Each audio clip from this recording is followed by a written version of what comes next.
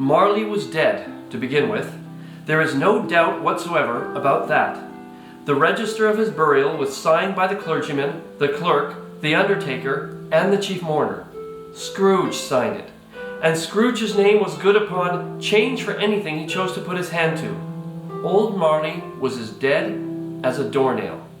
Mind, I don't mean to say that I know, of my own knowledge, what there is particularly dead about a doornail. I might have been inclined myself to regard a coffin nail as the deadest piece of ironmongery in the trade. But the wisdom of our ancestors is in the simile, and my unhallowed hand shall not disturb it, or the country's done for. You will therefore permit me to repeat, emphatically, that Marley was as dead as a doornail.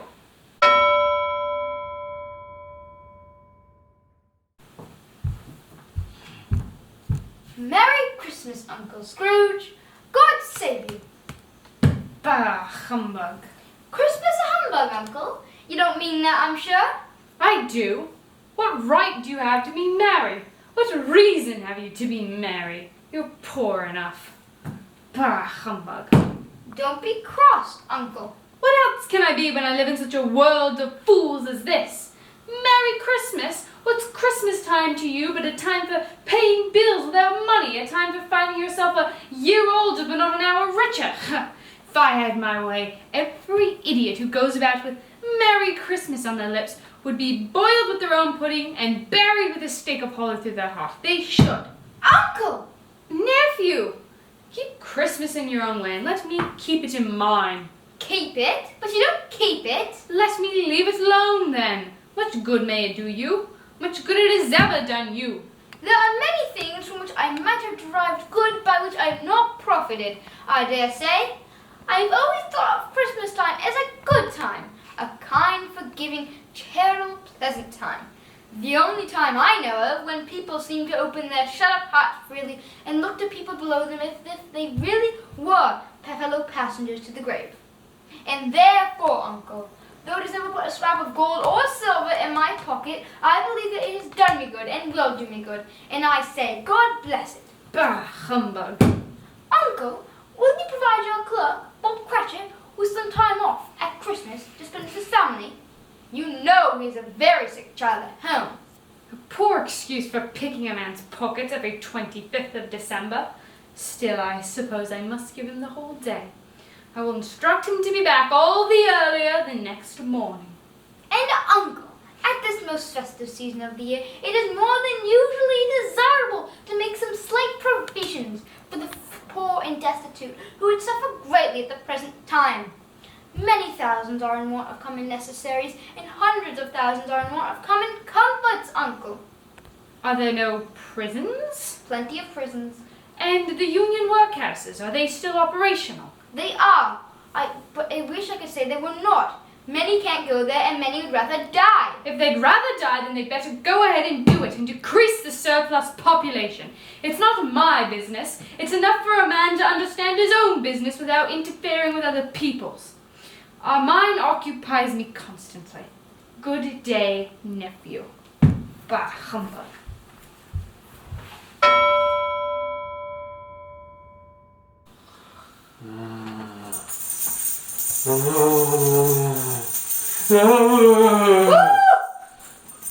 Who are you?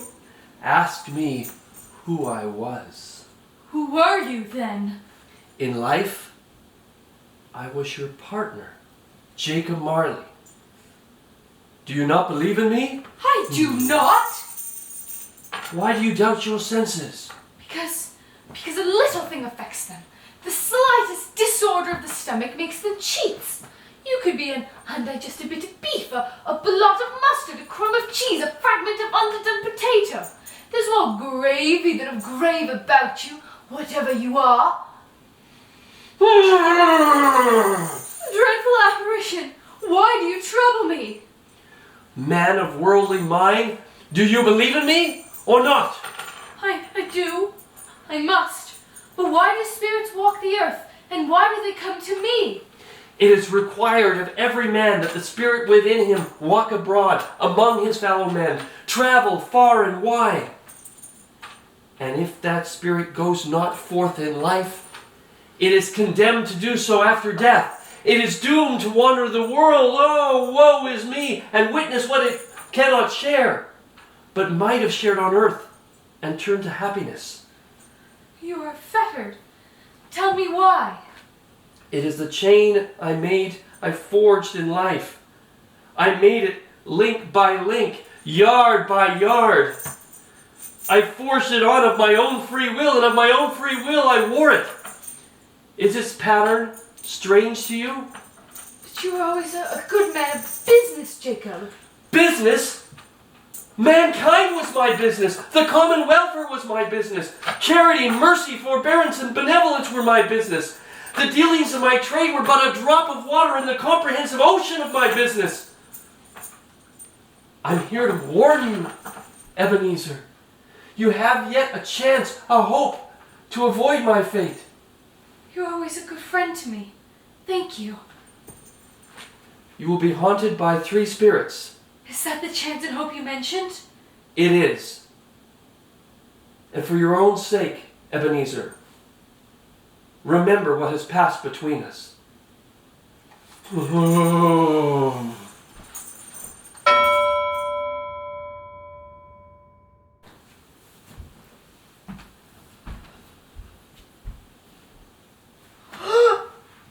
and what are you? I am the ghost of Christmas past. Long past? No, your past. Now rise and walk with me.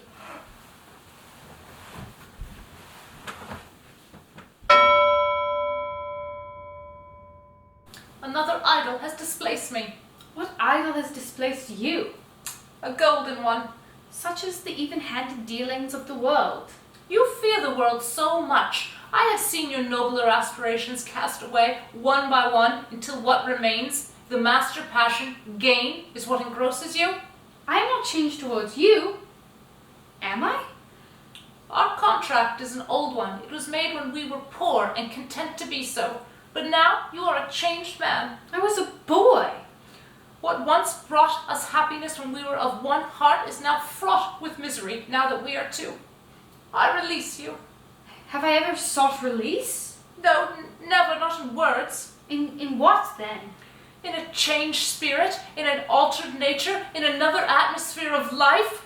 What we had between us, would you ever try to win me now? No. You think not? I wish that it were otherwise, heaven knows. But if you were free today, tomorrow, yesterday, would you ever choose to dower this girl? I release you. For the love of the man you once were, I release you.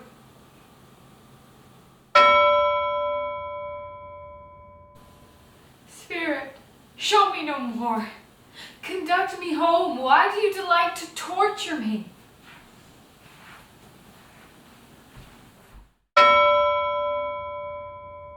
I am the ghost of Christmas present. Come with me.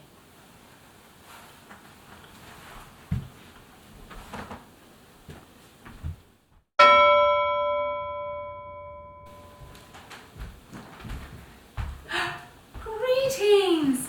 And how did Tiny Nim behave? As good as gold and better. Somehow he gets thoughtful sitting by himself so much and thinks the strangest things you've ever heard. He told us, coming home, that he hoped that people saw him in the church because he was a cripple. And it would be pleasant upon Christmas Day to remember who made lame beggars walk and blind men see. Come now, get around for some music. Play something, Martha.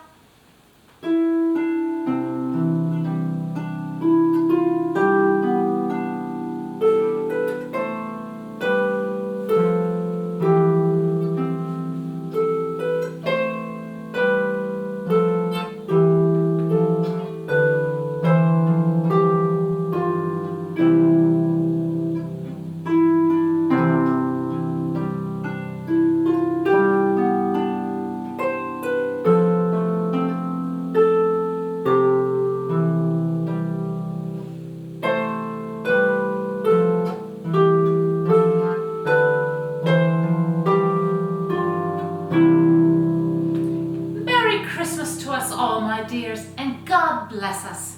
Merry Christmas. God bless us. God bless us, everyone.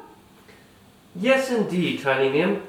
God bless us, everyone, and especially you. We do hope that you heal soon.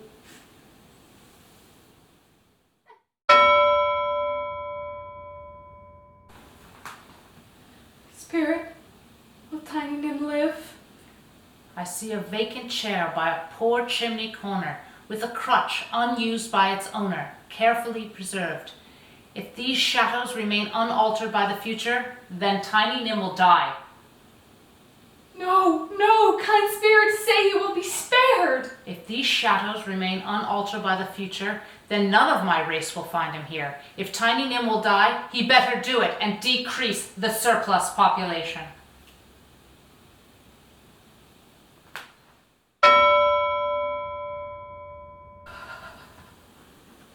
Are you the ghost of Christmas yet to come? Ghost of Christmas future, I fear you more than any specter I've ever seen. But since I know you wish to do me good, and I hope to live to become a better man, I will bear your company and do it with a thankful heart. Will you not speak to me? Lead on. The night is precious time, and it is waning fast. Lead on!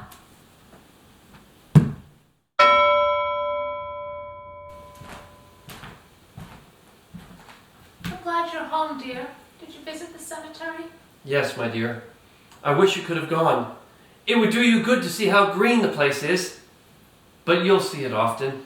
I promised him that we would walk there on Sundays. My little child. My poor Tiny Nim. Don't weep, Father. Let me play for you some of Tiny Nim's favorite music.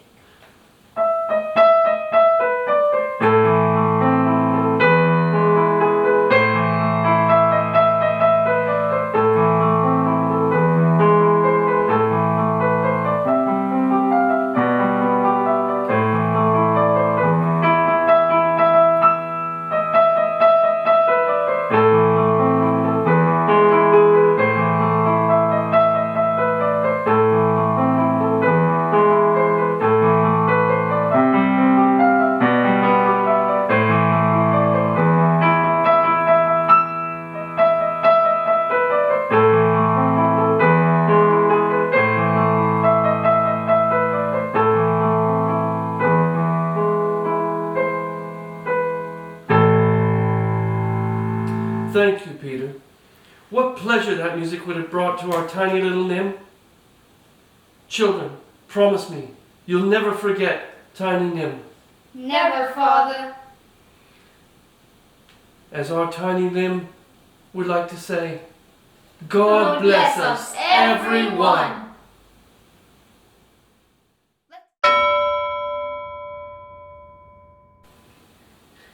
Good Spirit, your nature intercedes for me and pities me. Assure me that I may yet change these shadows of the future by an altered life. I shall strive to keep Christmas in my heart. I will live in the past, the present, and the future.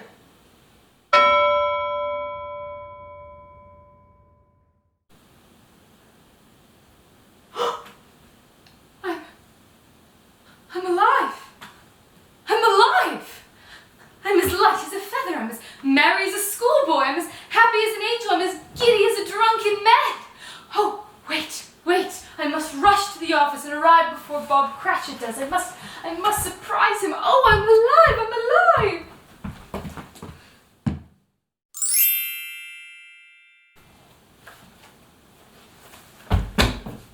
I'm very sorry, sir. I am behind my time. You are? Oh, yes, you are. Step this way, if you please. It's only once a year, sir. It shall not happen again. I was making rather merry yesterday, sir. Now, you listen here. I've had quite enough of this. Now, listen. I am going to raise your salary. Merry Christmas, Bob. A merrier Christmas than I have given you in many a year. I am going to raise your salary, and I am going to assist your struggling family, and we are going to discuss your affairs this very afternoon over a smoking bowl of Bishop. Ooh. Merry Christmas, Bob. Bob Cratchit. Merry Christmas, sir. Merry Christmas.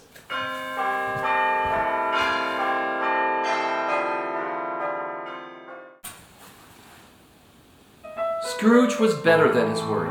He did it all, and infinitely more. And to Tiny Nim, who did not die, he was a second father. He became as good a friend and as good a man as the good old city knew. Some people laughed to see the alteration in him, but he let them laugh, and little heeded them, for he was wise enough to know that nothing ever happened on this globe for good at which some people did not have their fill of laughter in the outset. And knowing that such as these would be blind anyway, he thought it quite as well that they should wrinkle up their eyes in grins, as have the melody in less attractive forms. His own heart laughed, and that was quite enough for him. He had no further intercourse with spirits, but lived upon the total abstinence principle ever afterwards. And it was always said of him that he knew how to keep Christmas well, if any man alive possessed the knowledge. May that be truly said of us, and all of us. And so, as Tiny Nim observed, God bless us, every one.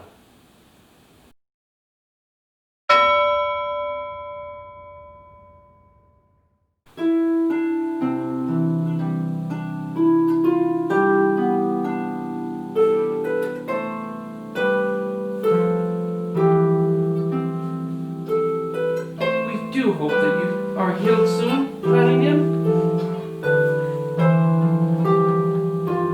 Don't mind me, you freak. You freak beast. Don't mind me. Did you get your whole line? Yes, Take a deep breath. Both of you. Smile. Big smiles. Get your jaws going. Say A-E-I-O-U. A-E-I-O-U. Mary, Here we I go. was the man you once were. I release you. See. Nailed it! Was that good? That was That awesome. was perfect!